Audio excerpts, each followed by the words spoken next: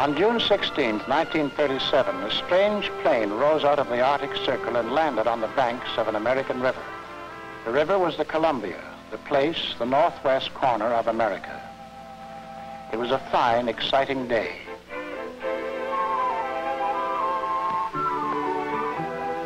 That plane came from Moscow, and these men were neighbors who dropped in from the sky.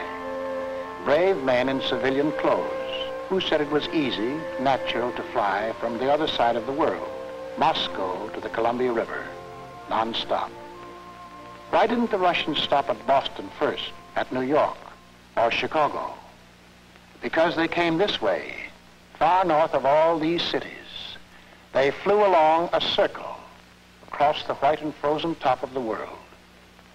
Which is the shorter, a curved line or a straight line? A straight line, but only if the world is flat.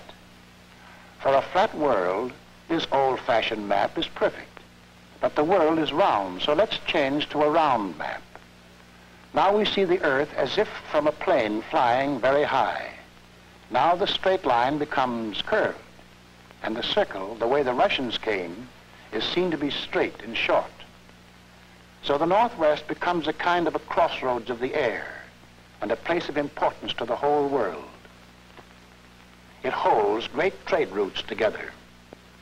The Northwest to East Asia, the Northwest to Latin America, the Northwest to Europe, the Northwest to Australia. Here's a new kind of world, air-thronged, air-encircled, with no barriers but storms, with no boundaries but the direction of the wind. The Northwest will be a center of this world. Let's see what it looks like. The face of its mountains, its rapids, lakes, and rivers. The shape of its cities and the shape of the states that were formed inside of it. Washington, the name of America's hero and first president. The two states in the tongue of the Indian, Oregon, Idaho. 3 states, 400,000 square miles. North, a frontier without bayonets, Canada and British Columbia. And west, an ocean.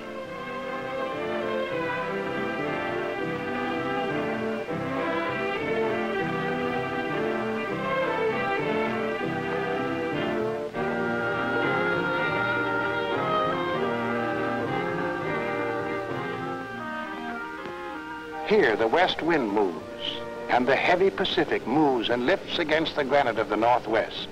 The noise of the ocean and the silence of this mountain are the same today as they were when the first man looked at this continent. The air is still bright and clear, ice cold and exciting. It's a young country, and the people who live here feel it. They enjoy the snow, the swiftness of the mountain. They enjoy the summer of the inland lakes.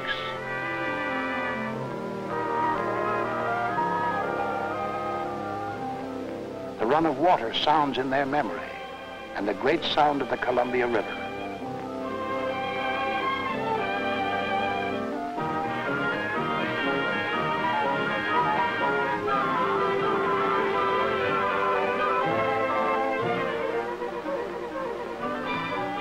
The Indians who fish here have treaty rights in these rivers.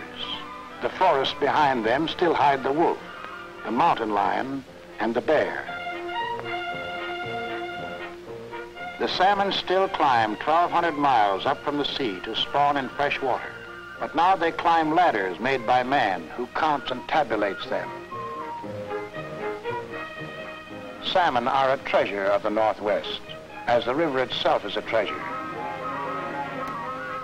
It is bridged now. It serves man, and it runs through his cities.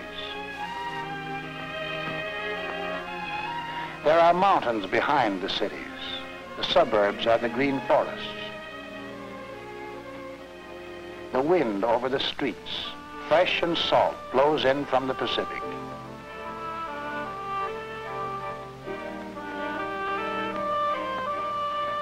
From here, the Northwest trades with half the world. From Alaska, furs, gold, and raw materials. From California, oil, oranges, and wine. Cargoes of sugar from Honolulu.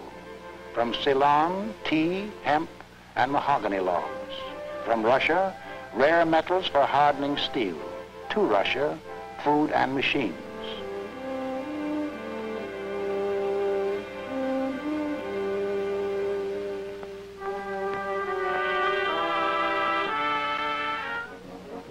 The ports are young and growing fast. In 2 generations, the cities have doubled, trebled in size.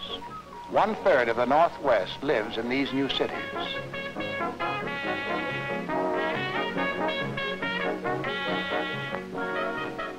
The whole world interests these people. They are curious, noisy, energetic.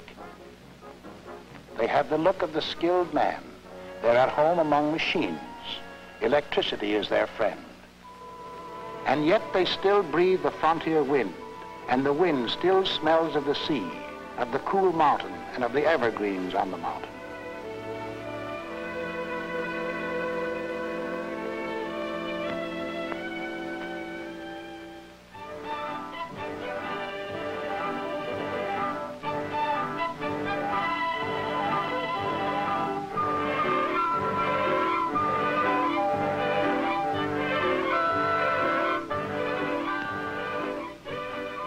On the slopes of the Cascade Range, the Northwest citizen is a lumberjack.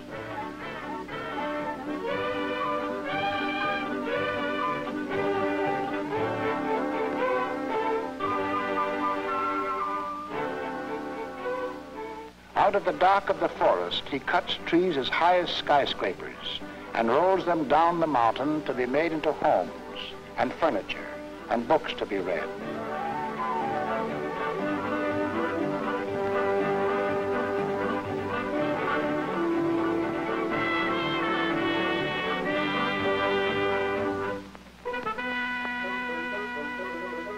On the banks of the snow-melted rivers, he works as a fisherman. Out of cold streams, out of the fertile sea, he draws tuna and halibut, candlefish and steelhead trout, and Tyee salmon, and sends them to the cannery workers, who cook and seal them with steam.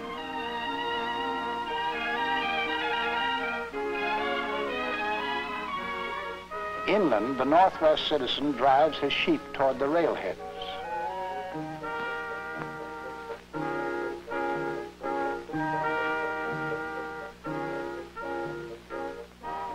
And further east, on the open ranges, he grazes herds of Angus, Shorthorn, and Hereford.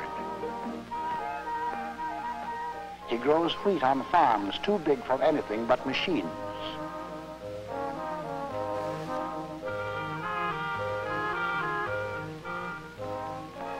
He cuts his Indian corn in the cold October sunlight.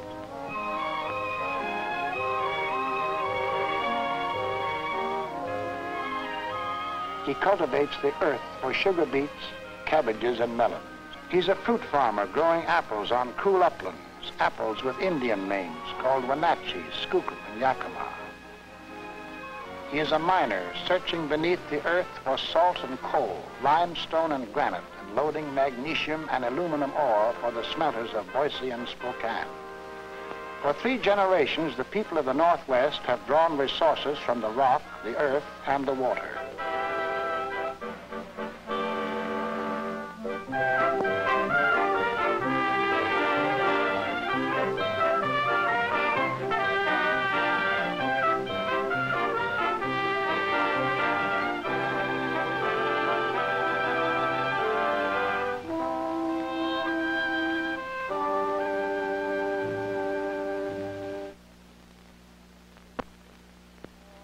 But this is the Northwest, too. The interior desert, wind, dust, and greasewood, and dry miles of sagebrush. People plowed this land and put in seeds. Almost no rain. They got 1 crop and then nothing. The land was dry. It was lava poured out of volcanoes long ago. Lava fine and dark, but without water. Give this ground water and it grows rich overnight. Irrigation is the answer. It was tried and it worked on a small scale, but it wasn't enough. The problem was too big. It was nearly as big as the Northwest itself.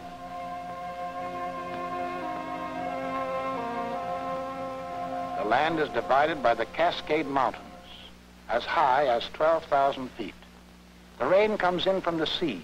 It pours down 90 to 130 inches a year. But the wet Pacific winds are blocked by the mountains. So on this side, the rainfall is as little as 5 inches a year. Good land without water. But cutting the dry land in half is the full Columbia River. The Northwest people began to do some thinking. Here's the town of Ephrata, rainfall 7.5 inches. In this town, there were two friends, a newspaper editor and a lawyer, Rufus Woods and William Clapp. Billy Clapp had an idea. There was the Grand Coulee, the dry bed once used by the Columbia, now just an empty chasm. Use it, he told Woods, to store water from the Columbia, push back the river with a dam, and get water power at the same time. His friend said, "Billy, you've got it." 2 million horsepower of electricity. Think of it, citizens. Power and water at the same time. A big idea, but too big for one county or one state. It needed the nation behind it. Convincing the nation was the first big job. For years, Billy Clapp and Rufus Woods and their friends fought to make the dream come true. Then one day, Woods put on his hat and looked out.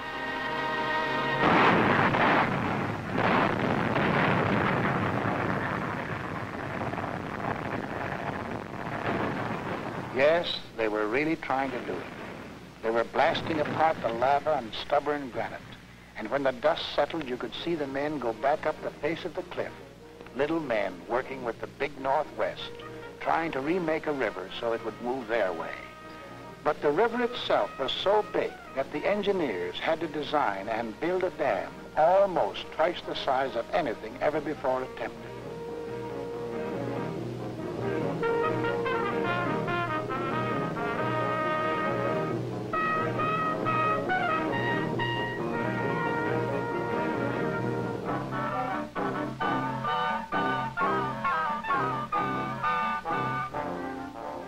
To block this river from its deep bed to its highest flood, they had to pour in so much concrete and steel that the dam became the largest structure built by man in all his history.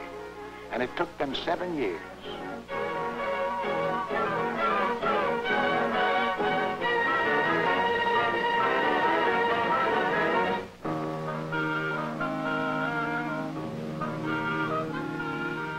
But one day it was there. The idea was real. The dream had become copper and concrete.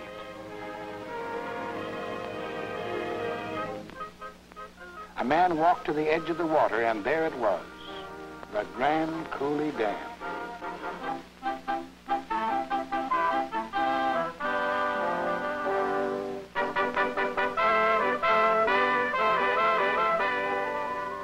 A big job.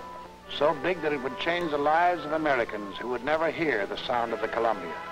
Here was water to irrigate more than 1 million acres and power to spark the industry of 4 states.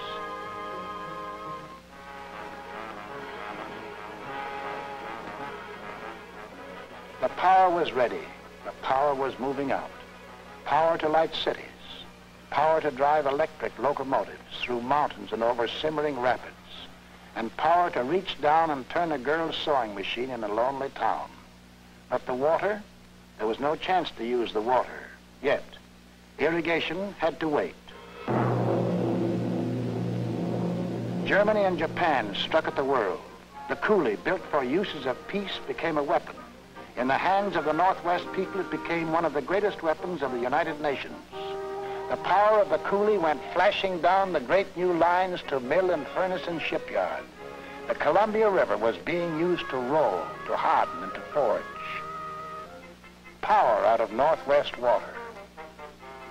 Aluminum out of Northwest rock.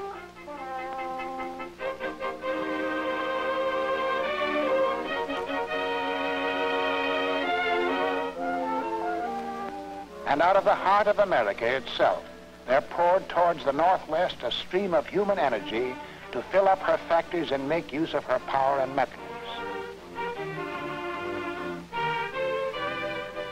A mother from the South, a textile worker from Boston, two neighbors from a town in the Midwest, a businessman who closed his store, a sculptor who came because the world needed something stronger than stone.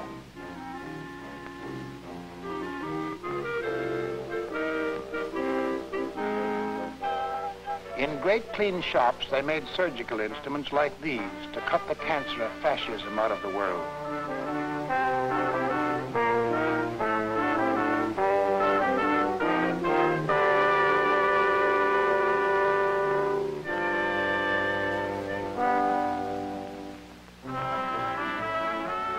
And Columbia Power poured into another kind of factory, a factory outdoors that made ships like automobiles on the assembly line.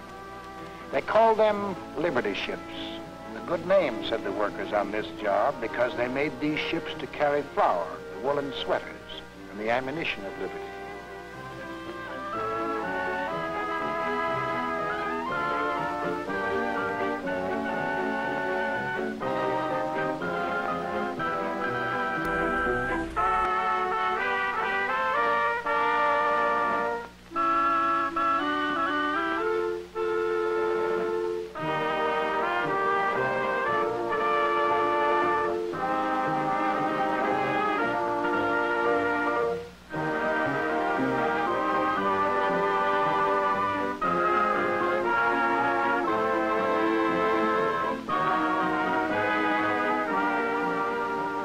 The people of the Northwest were doing a job, but inside themselves they knew it was more than a job. They were clearing a way into the future. And they kept this purpose clear in the smallest things they did. If you look beside the shipyard, you'll see another building, open to the light and air. It's a nursery where children can eat and play games and take a nap after lunch. And it's big enough for anyone's children. It's a safe place to leave a child, knowing he will be fed and occupied and interested. While their parents build ships next door, their children will be busy all day long with their own tremendously important affairs.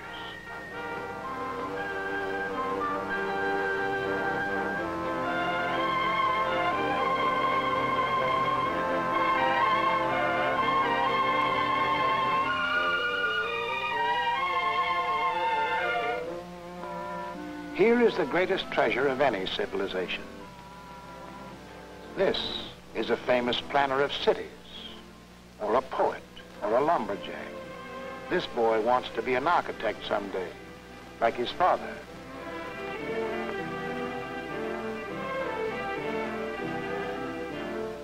Someday they'll hear how a war nearly destroyed the world and how people had to spill their blood to learn to work together, to enjoy their planet. What's here today? A child's dream? Yes, that and something more. There's a community here in the Northwest, a way of living together for a common goal. And there's love here, and the fullness of life. And there's work, hard work, planning and doing day and night, so that these ships can go to the water someday without fear. So that children will look up in the sky at planes without bomb bays or guns, flying every hour to Moscow over the North Pole, flying to Iraq and London and Valparaiso, and drawing the straight circles on the geography of the air. And there will be ships that carry nothing but wonderful fruit.